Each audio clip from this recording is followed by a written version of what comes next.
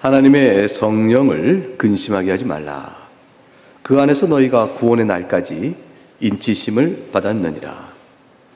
너희는 모든 악독과 노함과 분냄과 떠드는 것과 비방하는 것을 모든 악의와 함께 버리고 서로 친절하게 하며 불쌍히 여기며 서로 용서하기를 하나님이 그리스도 안에서 너희를 용서하심과 같이 하라. 하나님의 말씀입니다. 하나님께 감사합니다.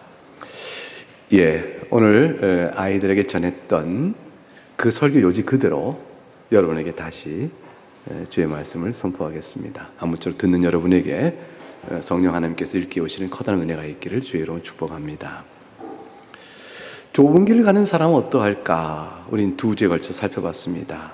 우린 첫 번째로 좁은 길을 가는 사람에게 절대로 나타나지 않는 한 가지 특징이 있었습니다. 그것은 뭐냐면 자기가 의롭다 이렇게 생각하지 않는다는 것입니다.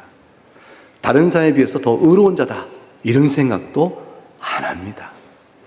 감히 못합니다. 왜냐하면 그런 생각을 하게 되면 하나님 앞에서 자기가 불의한 자요 의가 없다는 사실에 대한 고백이 갑자기 뒤집어지고 왜곡되기 때문입니다. 하나님 앞에서 하나님 저는 의가 없습니다 라고 말해놓고 다른 사람에 비해서 난 당신보다 의가 있어 라는 말하는 순간 앞에 하나님께 했던 모든 고백이 뒤틀려져 버려요. 그 영적 정서가 그렇게 나가질 못합니다. 그래서 하나님 앞에 자기가 불의하다 하고 부패한 자다 고백한 사람은 다른 사람을 판단하거나 자기가 더 의롭다는 식의 교만한 마음을 못 갖습니다. 다른 사람의 악행을 절대 따라가지 않으려 하죠. 그러나 내가 저보다 의롭다는 생각을 안 하죠. 오히려 이런 자는 자신에게는 없는 의의를 예수 그리스도 말미암아 받아 누리고 있다는 생각으로 오직 겸손한 마음에 감사뿐입니다. 내 의는 오직 그리스도의 의다. 이 그리스도의 의가 약속해졌어요. 참 하나님이 얼마나 자비로우신지 몰라요. 의에 줄이고 목말라는데 네가 배부를 것이라. 배불러요? 그리스도의 의를 내가 너에게 준다. 믿음으로 주 앞에 나와 그 의를 간구하는 자에게 채워주십니다. 그 좁은 길을 가는 사람은 예수 그리스도의 의로 자랑하는 사람이에요. 자기의 의가 없음을 철저히 인정하고 그리고 예수 그리스도의 의만을 자랑하니 아주 특별한 사람들이죠. 두 번째로 예수 그리스도의 좁은 길을 가는 사람은 세상의 소금과 빛이에요. 하나님께 선한 행실로 영광을 돌려드립니다. 소금과 빛이라는 것은 세상에 대해서 부패를 막고 막가를 내며 어둠을 몰아내는 그런 역할을 하는 것이죠. 좋은 소금과 또 강한 소금과 또 소금 맛이 강한 것과 약한 것, 또 강한 빛과 약한 빛 있을 수 있지만 근본적으로 자기의 불의함을 알고 그리스도 의를 자랑하는 사람은 소금과 빛이에요. 그에게 없던 선한 행실이 나타나고 그를 바라보면서 네가 참 변하긴 변했구나 라는 평가를 듣게 됩니다. 그에게 있어서 뭔가 다름이 있다. 남달리 탁월하지 않아도 돼요. 남과 비교해 탁월한 점에서 너는 이렇게 훌륭하다. 그거로 증거하는 것이 아니고 그 자신 하나를 보면 그 사람 보니 그 사람을 잘 오랫동안 관찰하는 사람이 보니까 네가 예전과는 좀 다른 점이 있네. 무엇이 그 이유인지 궁금해 라고 할 수 있어요. 그 안에 숨겨진 신앙의 비밀이 있는 거죠. 그래서 하나님께 영광을 돌립니다. 그 비밀은 하나님의 자비로움이거든요. 하나님께서 그 마음을 바꿔내세요. 그 자비를 베푸셔서 그 영적으로 구원과 관련하여 큰 은혜를 깨닫게 합니다. 그리고 그 생각을 바꿔낼 만한 진리 빛을 비춰주시고요. 그러다 보니까 마음이 돌처럼 완악했던 마음이 부드러워집니다. 살처럼 부드럽게 되는 거죠. 그 자신이 바라는 소원이 달라지고 의지의 결단이 나오면서 그가 하나님 기뻐하시는 모습으로 삶의 흔적들이 또는 열매들이 여기 나타나기 시작하는 겁니다. 이게 좁은 길을 가는 사람의 특징입니다. 그런 사람은 새 마음과 새 영을 가진 사람이다 라고 되어 있습니다. 이러한 사람일지라도 그러나 온전하지는 않습니다. 온전하진 않아서 마음속에 참된 중생자라도 일정한 부패의 흔적이 남아 있어서, 그래서 좁은 길을 가는 사람은 그 사람에게 그냥 놔두면 안 되고 하나님께서 각종의 교훈과 명령을 들려주어 자꾸 일깨웁니다. 실수하지 아니하도록. 그게 계명의 은혜예요. 그래서 우리가 십계명을 읽을 때 성도의 삶의 표준입니다, 이렇게 말하잖아요. 그 표준을 가르쳐 주시는 거예요.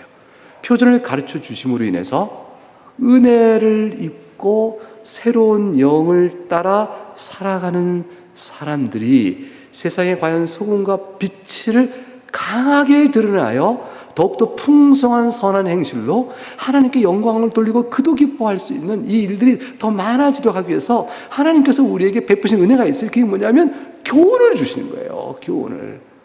너는 이렇게 살아라. 너는 소금 아니냐? 넌 빛이 아니냐? 마땅히 너는 이렇게 살아라. 그런 의미에서 교훈과 명령을 주세요. 그래, 여러분, 우리가 읽는 성경 안에서 성도의 마땅히 살아야 할 본분이 무엇냐라는 모든 말씀은 전부 우리에게 사랑하여 주시는 교훈들이에요. 너 그렇게 하지 말고 이렇게 해. 그래야 네 안에 주신 바된 내가 너와 함께 있자니, 네 마음에 중생케 하여 너와 함께 내가 있는데 성령 하나님 우리 안에 계시니까 너에게 있어서 참된 기쁨과 영광, 생명 얻은 자의 행복을 네가 누릴 수 있단다. 주님께서 그 길로 이끌어내시는 거예요. 그 복을 기뻐하시는 거예요. 그걸 열매라고 그러니까 열매. 우리는 그러한 일로 인해서 하나님께 내어드림으로 구원받는 게 아니에요. 우리 주신 받은 은혜로 하나님 앞에 가니 보세요. 하나님께서 우리에게 성령으로 새 영을 주세요. 그리고 어떻게 하면 좋습니까? 할 때 우리한테 맡기지 아니하시고 교훈을도 그 길잡이를 다 열어주세요. 어떤 이들은 성령의 자발적인 소원에 따라 우리가 하나님 앞에 새로운 영을 받았으니까 율법이나 계명 다 필요 없다는 사람이 있어요. 너무 자기를 믿어요. 너무 자기 확신에 빠져 있어요. 주관적 확신에 빠지면 나중에 길을 잃어요. 왜냐하면 여전히 우리 마음에 남아있는 부패의 흔적을 과소평가하는 것이죠. 우리는 그렇게 온전한 자가 이 땅인 동안은 아직 아닙니다. 그래서 오늘 본문을 보면 예배서 4장 30절에 하나님의 성령을 근심하게 하지 말라, 이렇게 말씀이 주어지고 있는 거죠. 우리 안에 주심받은 성령을 근심케 하는 일이 있다. 이 말씀으로 일깨워 교훈하시는 거예요. 왜요? 우리가 좁은 길을 가는 동안에 행복할 수 있도록, 행복할 수 있도록, 평안할 수 있도록, 기쁘게 갈 수 있도록, 그렇게 해서 주님께서 주시는 교훈들이에요. 자, 30절 한번 같이 한번 읽어봐요. 한 절을 시작. 하나님의 성령을 근심하게 하지 말라. 그 안에서 너희가 구속의 날까지 인치심을 받았느니라. 이 한 줄의 말씀을 다시 풀어보죠. 하나님의 성령을 근심하게 하지 말라라는 말씀의 뜻은 특별히 어려운 말씀이 없죠. 성령 하나님께서는 근심하신다. 성령 하나님은 물질과 또는 파워, 힘, 에너지 그런 게 아니시고 인격체이시구나. 당연하죠. 왜냐하면 하나님이 인격체이시니까. 그리고 성령 하나님은 또한 인격체이십니다. 따라서 우리와 관계를 설정하고 우리와 관계를 표현하실 때 그 관계, 우리와의 관계가 어떠한 상태에 있는가를 보실 때 인격적인 표현으로 우리에게 다가오세요. 그러니까 성령 하나님께서는요, 근심하시면서 반대로 근심하는 분이면 어떤 분일까요? 기뻐하시기도 하세요. 근데 이 생각은 들죠. 하나님도 근심하시나? 우리는 근심하고, 이 근심하다는 말은 근심하고 슬퍼한다는 뜻이에요. 우리는 왜 이렇게 근심이 많아? 했더니 내일 있을 일이 걱정이 돼서, 내일 뭐가 있는데 내일 조원들 월급 줘야 되고 또 세금도 내야 되고 또 해야 되는데 돈이 아직 없어. 근심이 되잖아요. 내일 시험을 봐야 되는데 공부한 게 없어. 근심이 되죠. 우리가 근심이 돼요. 건강해야 할 텐데 몸이 아파. 근심돼요. 마음에 상처가 있어요. 수심이 가득 차 있어요. 이런 모든 게 다 근심이 있어요. 이거 다 약한 자에게 나타나는 거예요. 만족됨과 필요한 것들을 완전히 채우는 사람에겐 근심이 없죠. 반대로 생각하면 알잖아요. 내일이 월급날인데 이제 가게를 하고 있는, 영업을 하고 있는, 사업하는 사람이 괜찮아? 괜찮아. 내일 충분히 있으니까. 근심이 없죠. 시험 보는데 근심이 없어. 왜? 공부 다 해놨거든. 시험 보는 날이 너무너무 기다려져. 왜냐면 일찍 끝나니까. 너무너무 좋잖아. 그러니까 시험 보는 날만 기다리는 근심 없는 친구도 있나? 모르겠는데 있어요. 뭐 있다고 하자고. 예를 그렇게 들었는데. 아무튼 뭐든 이든지 그래요. 하나님께서는 완전하신 분이잖아요. 완전하신 하나님 무슨 근심이 있을 수 있어요. 그러니까 이 말은 하나님께서, 여러분 기억하세요. 하나님은 감정, 정서가 있으세요. 하나님은 인격체이기 때문에 하나님에겐 정서가 있으세요. 근데 하나님의 정서는 온전하신 하나님께서 그 온전함으로 우리에게 내려주시는 우리 관계를 이끌어 가시는 정서예요. 온전하신 하나님의 정서는 사랑, 자비로움, 선하심 이런 것들로 드러나요. 근데 우리는 정서가 불완전하기 때문에 만족과 기쁨, 선한 것 이런 것들도 있지만 당시 뭐죠? 부족과 결핍이요 실수와 허물과 무지로 인해서 우린 받는 상처와 아픔과 고단함의 정서가 있어요. 하나님께서는 이 모든 것들 속에서 완전하신 하나님은 사랑으로 우리의 슬픔을 아시는 분이지 그분이 근심하고 당하신 분이 아니에요. 그런 의미에서는 아니에요. 부족을 의미하는 게 아니에요. 자, 이건 굉장히 신학적인 얘기인데 은혜가 되나요? 이거는 이 말씀은 신학적인 성경의 진술이 나왔어요. 여러분 궁금하실 것 같아서 말씀을 드렸습니다. 더 깊은 공부하려면 합동신학대학원 대학교를 입학하시면 더 깊이 공부할 수 있어요. 목사님이 가르치면 안 돼요. 그럼 따로 성경부 하시면 돼요. 나오시면 돼요. 자, 여러분 보세요. 성령 하나님이 근심한다는 말은 결국 우리에게 뭘 일깨워주는 교훈이냐면 너 지금 멈춰라. 그만해. 하나님께서 기뻐하지 않으셔. 그 기뻐하지 않는 그 상태를 우리에게 일깨워 주시려고 근심이란 말로 우리가 어떤 상태인가를 깨우쳐 주시는 거예요. 슬퍼하셔. 이 근심이란 말은 슬퍼한다는 뜻도 같이 있거든요. 그래서 슬퍼하고 계셔. 울고 계시단 말이야. 그러니 어쩌면 좋아. 멈춰야겠구나. 그만해야겠구나. 이런 것을 돌이켜야겠구나. 그거를 일깨워주는 말씀이에요. 그래서 우리는 좁은 길을 가는 사람은 성령 하나님께서 슬퍼하고 근심하고 탄식하시는 일이 있고 또 반대로 기뻐하고 즐거워하시며 격려하시는 일이 있구나. 그걸 생각하며 내가 어떻게 해야 될까를 생각하며 살아야 되는 거예요. 생각하며 가는 거예요. 자, 이 일을 생각지 않고 또는 충분하게 생각 못해서 성령 하나님이 근심하게 되는 일을 계속하게 되어지면 어떤 일이 벌어질까요? 이거 다음 주에 어떤 일이 벌어질 거죠? 좀 어떤 일들이 성령 하나님을 근심케 하는 일일까요? 여러분 생각해 보세요. 한번 꼽아보십시다. 여러분 어떤 일이 성령 하나님을 근심케 하는 일일까? 자, 하나씩 제가 이름 부르면 말씀하시겠어요? 뭐냐면 성경에 나와 있어요. 아주 편안합니다. 자, 31절 같이 읽어볼까요? 31절 시작. 너희는 모든 악독과 노함과 분냄과 떠드는 것과 비방하는 것을 모든 악의와 함께 버리고. 일단 31절에 나와 있는 것만 보면 악독입니다. 6가지 얘기를 이어가고 있습니다. 악독이란 분노가 일어나서 퍼붓는 독설을 말해요. 독한 말로 분노 때문에 표현되고 있는 독설, 악독한 말. 그게 여기 악독이에요. 그러니까 악독이라면 악독한 말 이렇게 그렇게 쓰면 돼요. 그 원어적 의미가. 노함이란 이런 악독한 말을 쏟아붓는 사람이 평온한 가운데 나오지 않죠? 막 격하게 끌어오는 분노 때문에 표출하면서 이게 악독한 말이 나오잖아요. 그래서 노함이라는 것은 그 악독한 말을 쏟아붓도록 분노 때문에 드러나는 모습, 분노로 막 드러나는 모습을 노함이라는 거예요. 근데 분노가 겉으로 드러나는 것은 마음속에 끌어오는 내면적 분노가 있죠. 그게 바로 그 다음 난 분냄이에요. 그러니까 이게 다 연결되어 있는 거예요.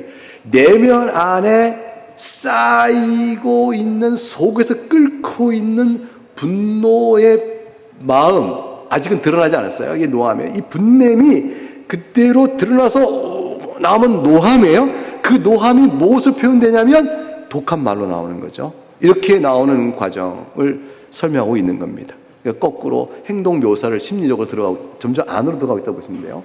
악독한 말, 그 떠오르는 분노의 모습, 그 내면 이렇게 들어가고 있습니다. 근데 떠드는 것은 뭐냐면 악독한 말을 사근사근 하는 사람이 있을까요? 크게 막 소리 질러 막 할 거 아니에요. 그 모습이에요. 그래서 이 떠든다는 것은 소리만 높인다는 게 아니라 막 소리 지르고 상대방에게 막 험하게 막 쏟아붓는 그 행위를 의미해요. 그 다음에 비방은 뭐냐면 내용이에요.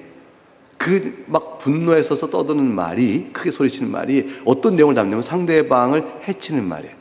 상대방을 해치고 그리스도의 복음을 회방하고 하나님의 거룩한 뜻에 어긋나며 그러며 자신의 욕망과 탐욕에서 막 상대방을 해치면서 하는 말, 이것이 바로 비방입니다.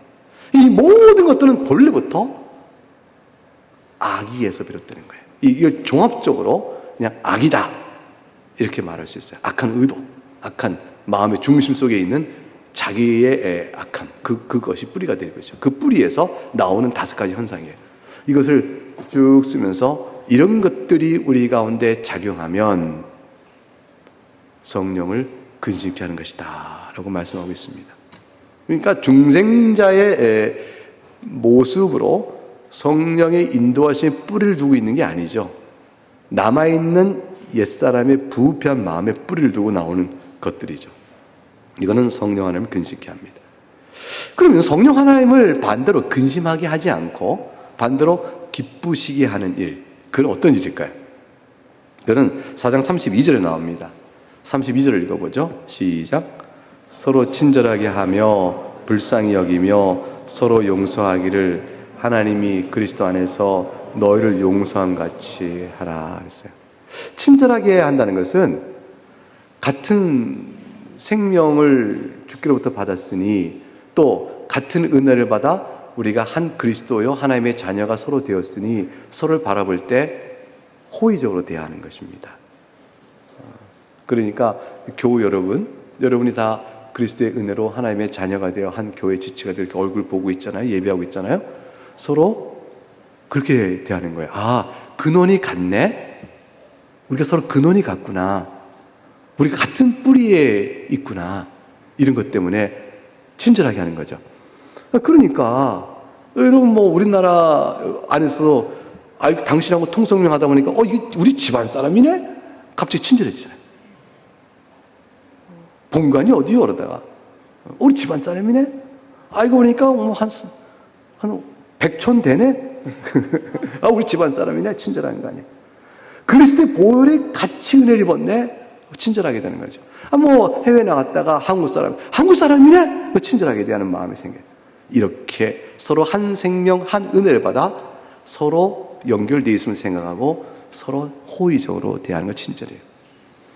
근데 이것이 불쌍히 여기며 나간다는 것은 뭐냐면 삶의 실존을 들어볼 때 같은 처지에 놓여 있으면서 불쌍이란 말은 뭐냐면요. 나는 괜찮은데 너가 안 됐구나 하는 게 아니고 컴패션이에요. 이게 뭐냐면 너나 나나 같은 처지구나. 이걸 여기는 걸 불쌍히 얘기해요. 그러니까 이게 번역이 그 불쌍이란 말보다 더 다른 번역이 좋아요. 서로 같은 처지임을 생각하여 그 사람의 어려움을 함께하는. 그러니까 이 동정동감도 되죠. 그러니까 내가 꼭 그 사람과 똑같은 처지가 아니어도 그 사람의 처지가 나한테 멀지 아니하다.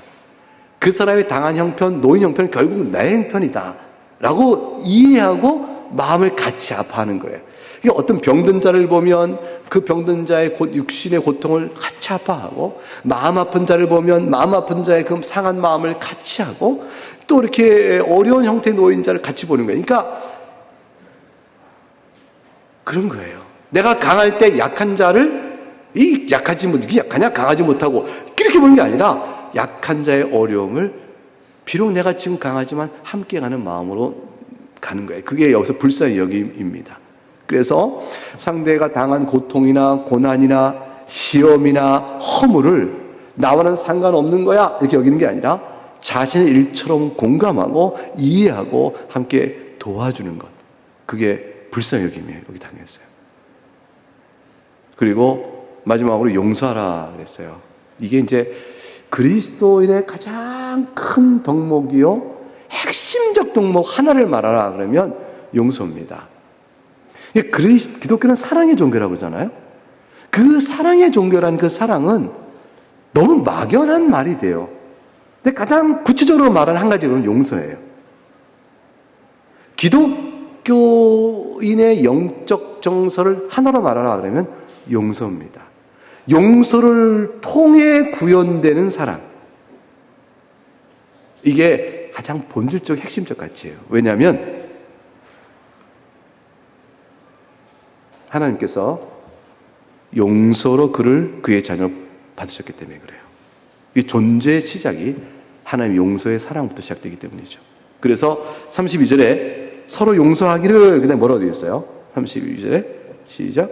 하나님이 그리스도 안에서 너희를 용서하신 같이 하라. 그렇게 되어 있습니다. 공의는 어떻게 하고 용서하라 하시느냐? 공의는 두 가지 길로 맡기는데, 하나는 하나님 손에 맡기는 거고요, 또 하나는 사회법에 그냥 맡기는 거예요. 그게 무슨 말이냐면 개인적 원한과 공의를 실행하지 않도록 주 앞에 나가는 거예요.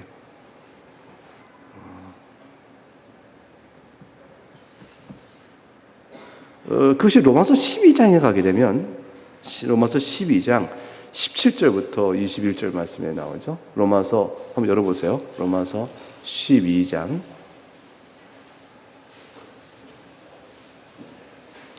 17절에서 21절 말씀.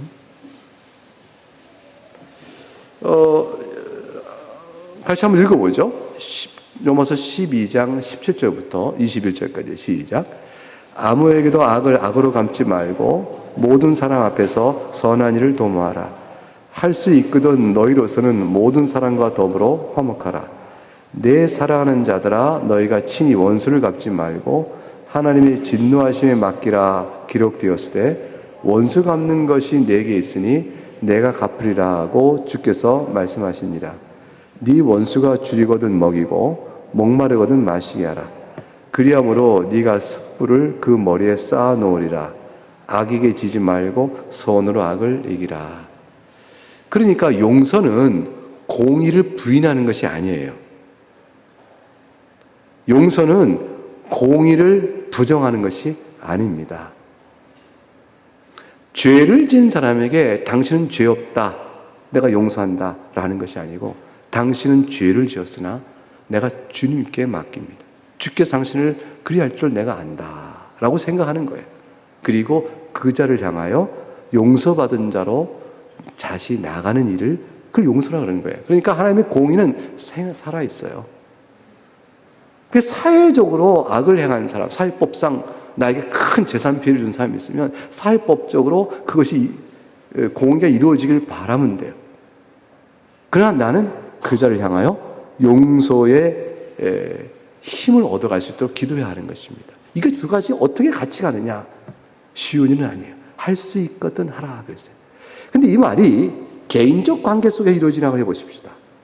그런 관계라면 뚜렷하게 적용이 되어지죠. 반대로 한번 생각해 보세요. 용서를 베풀지 않는다고 하면 그리스도의 은혜로 내가 용서받았다는 것을 알고 고백한다고 말할 수 있을까요? 그렇게 말 못합니다. 그러니까 이제 마태복음 18장에 가게 되면 1만 달란트 빚진 자의 비유를 말씀하시면서 주님이 이렇게 비유 가운데 말씀하셨어요. 주인이 말하죠. 악한 종아, 네가 빌기에 내가 너의 빚을 다 탕감해 주었거늘 내가 너를 불쌍히 여긴 같이 너도 너의 동료를 불쌍히 여기기 마땅하지 아니하냐, 이렇게 말씀하셨어요. 그래서 그것이 마땅한 것입니다. 그래서 오늘 본문에 성령을 근심하는 것과 근심하지 않는 것에 대한 교훈은 뚜렷합니다. 31절과 32절 속에 대조가 뚜렷합니다. 이 대조는 여러분 에베소서 4장 다시 본문으로 돌아올까요? 본문으로 돌아오면 에베소서 4장 21절부터 24절까지 속에서 그 대조가 이렇게 설명되어져. 우리가 잘 아는 유명한 말씀. 4장 21절부터 24절까지 같이 읽어보죠. 시작. 진리가 예수 안에 있는 것 같이 너희가 참으로 그에게서 듣고 또한 그 안에서 가르침을 받았을진데 너희는 유혹의 욕심을 따라 썩어져가는 구습을 따르는 옛사람을 벗어버리고 오직 너희의 심령이 새롭게 되어 하나님을 따라 의와 진리의 거룩함으로 지으심을 받은 새 사람을 입으라 하게 되어 있어요. 그래서 대조가 되고 있죠. 옛사람을 벗어버림. 옛사람을 벗지 아니하면 성령께서 근심하시는 거고요. 또 입어야 될 새 사람을 입지 아니하면 성령께서 근심하십니다. 근데 반대로 벗을 옛사람을 벗어버리고 입을 새 사람을 입으면 성령께서 기뻐하시는 거죠. 그래서 우리에게 좁은 길을 가는 사람이 새 영과 새 마음을 은혜로 받았음에 우리가 소금과 빛이란 존재의 됨이 우리의 존재일진데, 그럼 어떻게 해야 선한 행실을 이루며 하나님께 영광 돌리는 이 복된 일을 잘 갈 수 있을까? 우리의 새 영과 새 마음을 주신 그것과 연결시켜서 이 같은 교훈을 주셔 우리의 길을 가이드해 주시는 거예요. 안내해 주시는 거예요. 이 명령들. 그러므로 오늘 읽었던 이 말씀들은 전부 다 우리의 길잡이요, 안내 표지판요, 가이드입니다. 그런데 이 일을 따라가다 보면 우리 마음에 근심이 오게 돼 있어요. 왜냐하면 이 명령과 교훈 앞에서 잘 못하는 우리의 부족과 연약함을 보거든요. 능력이 우리 가운데 없음을 보거든요. 우리 안에 용서의 능력이란 게 어떻게 나타나요? 참 어려워요. 그래서 한 번 용서, 두 번 용서, 세 번 용서하지만 용서를 어떻게 몇 번까지 하면 좋을까요? 그래서 베드로가 예수에게 물었잖아요. 7번 하오리까? 주님께서 뭐라고 하셨어요? 몇 번 하오리까? 7번씩 70번 해라. 또 70번씩 7번 해라. 두 가지 표현하셨어요. 용서는 받은 용서가 무한하기 때문에 용서에는 제한을 두지 마라.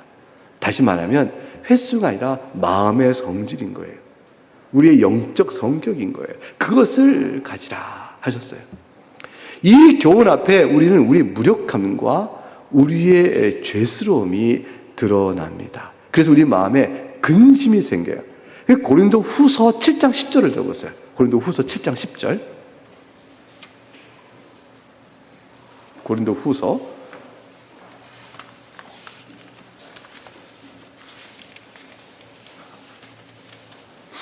7장 10절 말씀. 네, 찾으셨죠? 네, 찾으셨으면 7장 10절 말씀 한번 같이 읽어보겠습니다. 시작. 하나님의 뜻대로 하는 근심은 후회할 것이 없는 구원에 이르게 하는 회개를 이루는 것이요 세상 근심은 사망을 이루는 것이니라. 사랑하는 교회 여러분, 성령 하나님을 근심케 하지 말고 반대로 자신을 돌아보아 자기를 근심하는 것은 좋은 일입니다. 성령 하나님이 나를 보고 근심케 하지 말고 자신이 자신을 보며 근심해라 하고 말씀하는 거예요. 이 근심은 어떤 것이냐면 지금 주신받은 성령 하나님을 근심케 하는 일이 나에게 있다는 사실로 인하여 내가 근심하는 거예요. 성령 하나님이 근심케 하는 일을 내가 범했구나 하여 내가 근심하는 것, 이것은 뭐라고 했냐면 후회할 것이 없다. 쓸모없는 것이 아니라 괜히 그거 했다, 그거 뭐하러 이렇게 해, 그런 일이 아니라 반드시 결실이 있는데 구원에 이르는 회개가 이루어진다. 구원에 합당한 것, 다시 구원받은 자요, 생명 좁은 길을 가는 자요, 새로운 영과 새 마음을 가진 자에게 반드시 드러나며 합당한 회개 역사가 나타난다. 이것은 회개를 통해 구원하는 것이 아니라 회개가 바로 새 영과 새 마음 받은 자의 귀한 증거인 거예요. 그것이 드러나게 되어 있는 거죠. 그래서 반대로 생각해 보세요. 성령 하나님을 근심케 하는 일을 범해놓고도 마음에 근심이 전혀 없어. 산자의 죽은 자예요. 산자의 죽은 자예요. 그런 자에게 새 영과 새 마음이 있어요? 없어요? 없는 거잖아요. 그러니까 근심은 우리에게 합당한 일이에요. 그런데 중요한 것은 그 근심이 우리가 죽은 자를 말해요? 거꾸로 생명이 있는 자를 말해요? 이걸 생각해 보세요. 성령 하나님을 근심하는 일로 말미암아 내가 근심케 되었을 때 이 근심은 내가 생명받은 자를 말해주는 증거예요? 아니면 생명이 없는 자를 말하는 증거예요? 생명이 있는 자를 말하는 증거예요. 왜냐하면 세상 근심이 아니라 성령 하나님이 근심하는 일로 인한 근심이니까 이것은 그가 생명 있는 자를 말하는 거예요. 그는 살아있다는 거예요. 내가 지금 살아있구나. 사랑하는 여러분, 어떤 이는 회개하지만 헛된 회개가 있어요. 생명이 이루지 못한 회개, 세상 근심 같은 회개. 그게 뭐냐면 가인 같은 사람 보세요. 가인이 창세기 4장에 가게 되면 아벨을 죽이잖아요. 하나님께서 네 아우 아벨이 어디 있냐 그러니까 내가 동생을 지킨 자입니까? 라고 뻗댄단 말이에요. 그러니까 하나님께서 네가 무엇을 했느냐, 가인의 죄악생활을 다 알거든요. 네 아우의 핏소리가 땅에서부터 내게 호소하고 있다. 불의한 네가 의인을 죽였다라고 말씀하셨어요. 그리고 하나님께서 그에게 저주를 선언하시죠. 네가 땅에서 저주를 받을 것이다.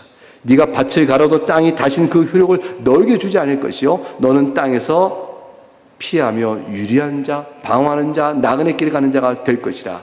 이렇게 저주하니까 가인이 그때서 떱니다. 죄의 심판에는 결과 때문에 두려워하는 거죠. 그래서 이렇게 말해요. 내 죄의 벌이 지게가 너무 무겁습니다. 주께서 오늘 이 집에서 나를 쫓아내시온 즉 내가 주의 낯을 다시 배우지 못하리니 내가 땅에서 피하며 유리한 자가 될 것입니다. 모든 나를 만난 자마다 나를 죽일 것입니다. 하나님, 이렇게 호소해요. 이 가인의 회개는 세상 근심 같은 거예요. 세상의 욕망을 얻고자 하는 근심이 세상 근심이고, 또한 세상의 악을 행함으로 당할 처벌과 형벌과 수치와 상실 때문에 들어오는 고통이에요. 여기에 머물러 있는 거예요. 여기에 머물러 있는 거예요. 뭐가 없어요? 자기 낯을 하나님께 돌이키지 않는 거죠. 하나님을 배웠기 부끄럽고, 하나님의 생명에 낮춰서 끊어질까 두렵고, 하나님 앞에 심히 부끄럽게 죄를 범했으므로 하나님의 용서를 구합니다 라는 그런 의미의 회개는, 그런 근심은 생명이 이르는 회개인 것이죠. 가인의 회개는 세상 근심에 따른 회개에 불과해요. 그런데 사랑하는 교회 여러분, 우리가 좁은 길을 가는 사람으로 성령을 근심하게 하지 말라. 반대로 성령을 근심하는 일이 아니요 성령 하나님을 기쁘시게 하는 일을 해라 하고 교훈을 다 주셨는데, 그 교훈의 길을 온전히 가지 못할 때 우리는 어떻게 하면 좋을까? 그럴 때 오늘 본문 속에 에베소 4장 다시 돌아오면 이 말씀을 주고 있습니다. 그래서 다시 볼까요? 에베소 4장 다시 보면 30절 말씀을 한번 같이 읽어보죠. 시작. 하나님의 성령을 근심하지 말라. 그 안에서 너희가 구원의 날까지 인치심을 받았느니라. 여러분, 이 말씀이 얼마나 감사한지 몰라요.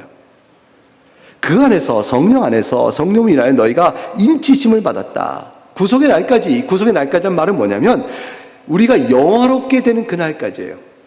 영화롭게 되는 그날까지. 이 땅에서 로마서 8장 30절에 하나님이 정하신 자를 부르신 그들 또는 의롭다 하시고 의롭다 하신 자를 영화롭게 하시니라. 여러분 믿음으로 여러분이 주 앞에 의롭다를 받은 자로 부름을 받아 나왔습니다. 여러분을 영화롭게 할 때까지 주님의 인치심을 절대로 포기하지 않는다. 여러분 하나님의 자녀예요. 그래서 이것은 언제 이루어져요? 예수님 재림날에 완전히 이루어질 거 아니에요? 우리가 이 땅 살다가 낙원에 이르면 그날에 누릴 영화. 예수님 재림의 때에 몸도 영원하게 될 그날. 우리 인생이 죽고 낙원에 이르면 내 영혼은 영원하게 될 것이되 몸은 썩어 있는데 주님 재림의 날 몸도 영화로운 몸을 다시 입어 될 그 영광스러운 날에 임할 그날까지 새로가 새 땅에서 우리가 누릴 그 영광스러운 그날까지 그까지 우리를 인치시고 붙드신다 그 말이에요. 그날에 이를 때까지 인치신다는 말은 절대 포기가 없다는 거예요. 주님께서 절대 우리를 버리지 아니하십니다. 그러니까 좁은 길을 가는 동안에 교훈의 명령 앞에서 우리는 두 가지 생각하는 것이죠. 내가 인치심을 받았으니 이 명령은 하나님 앞에서 내가 해야 될 마땅한 것입니다 하고 받아들이는 것. 주님, 내가 구원받은 신자로 마땅히 해야 될 일입니다. 주님, 너무 힘들어요. 왜 이런 걸 명령하세요? 이거 누가 한다고요? 어떻게 용서를 하고 누가 이걸 용서를 해요? 하나님 너무한 거예요. 말도 안 돼요. 그런 거는. 이렇게 말하지 않는 것. 하나님 하지 말라 했더니 하나님 그거 안 하고 어떻게 살아요? 말도 안 돼. 이렇게 말하지 않는 것. 왜? 내가 인침을 받았으니까. 주님 맞습니다. 과연 주께서 내게 주신 명령이 그 교훈이 마땅히 제가 할 바입니다. 그걸 받아들이는 것. 두 번째는 그러나 그 가운데서 연약한 자신을 내어놓고 하나님의 도우심을 구하는 것. 그래서 그 순종을 다 이루지 못할 때 근심하여 아프더라도 나는 인침을 받았으니 하나님 난 버리지 아니하신다. 그러니 하나님 제가 또 실족했습니다. 그러나 주 앞에 다시 도우심의 은혜를 구합니다. 제가 힘을 내어 다시 살아갈 수 있도록 저에게 돌이킴과 그 말씀 따라 살아가는 거룩한 성화의 길을 가는 제 걸음을 지켜주시옵소서 또 기도하는 것. 그 길로 가는 거예요. 그게 바로 인치심을 너희가 구속날까지 받았느냐는 말씀의 뜻입니다. 그러니 여러분 오늘 여러분에게 한 가지 말씀을 드려요. 이게 요점이에요. 절대로 여러분이 하나님의 주신 바 교훈을 힘들어요 지지 못할 짐을 줬다고 생각하지 마십시오. 그래서 두 번째 기억할 것입니다. 이것은 실존적이에요. 실존적인데 뭐냐면 여러분은 실패할 거예요. 여러분 다 지지 못할 것입니다. 그런데 절망하면 안 됩니다. 절망하면 안 됩니다.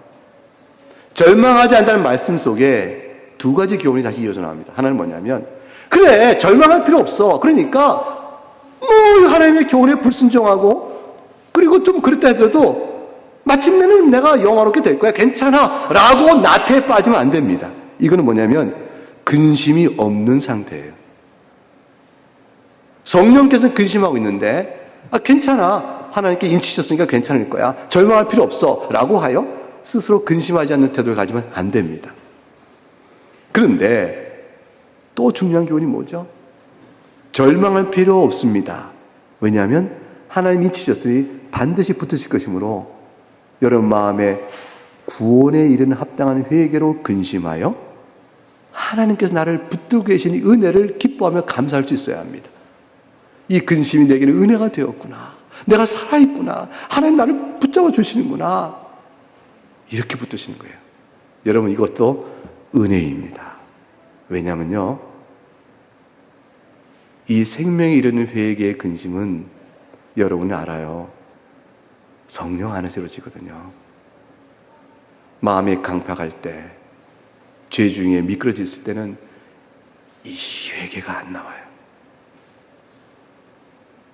자기의 옳다함이 계속 주장되고 핑계하고 도망을 갑니다. 그러나 이 은혜를 입게 될 때는 내가 살아있구나를 알게 되는 거죠. 그래서 성령 안에서 여러분 성령으로 하나님의 소유됐음을 잘 기억하시고 은혜를 더욱더 구하시기 바랍니다. 우리는 하나님의 도우심과 함께 부으시는 은혜가 절실합니다. 그래서 말씀의 은혜를 매주마다 받는 것이고요. 또 우리 교회는 한 달에 한 번씩 성찬을 통해서 또 은혜를 더욱더 받는 것입니다. 오늘 여러분을 성찬 예식으로 초대합니다. 이 성찬 예식을 통해서 여러분의 더욱더 믿음이 견고해지고 베푸신 큰 사랑 앞에 감사하면서 좁은 길을 기쁨과 감사와 평안함으로 나아가는 여러분 될 수 있기를 주의로 축복합니다. 생명이라는 근심은 평온을 줍니다. 근심이 평온이 되는 역사를 생명하는 길을 걷는 자들에게 알려주시는 말씀이 오늘 본문의 말씀입니다. 성령을 근심케 하지 마라. 너희 마음에 근심하니 그 근심으로 생명이로 도리어 평온을 주시는 말씀이죠. 알 수 있도록 적용점을 주셨으니 이 말씀 여러분 큰 은혜를 받기를 주의 이름으로 축복합니다. 네, 이같이 우리 한번 다 같이 말씀을 놓고 각각 자신을 돌아보면서 적용하여 잠시 기도하겠습니다. 하나님 아버지 감사합니다. 오늘 주의 말씀으로 우리에게 교훈하시오니 이 교훈은 과연 우리가 성령의 중생케 하시는 은혜로 새 마음과 새 영을 받아 하나님 앞께서 성령으로 인치심 받은 자가 되어졌을 때에 좁은 길을 가는 자가 마땅히 갈 길이 무엇인가를 보여주시는 교훈인 줄 압니다. 이 사실을 깨우치니 감사합니다. 이 교훈의 말씀을 마음에 생각하며 우리 자신의 연약함과 부족함과 또 미끄러짐이 있을 때라도 우리를 구속의 날까지 인치심을 생각하고 방자하고 나태하지 아니하며 도리어 견고한 확신 가운데 잘 감당하여 살아가는 저희 모두가 되도록 은혜를 더하여 주옵소서. 우리가 은혜를 날마다 필요로 하오니 오늘 들은 말씀이 사랑하는 교우들에게 확실하게 드려지게 하시옵고 또 성찬을 통해서 받는 은혜를 더할 수 있도록 이끌어 주시옵소서. 예수 그리스도 이름으로 기도하옵나이다. 아멘.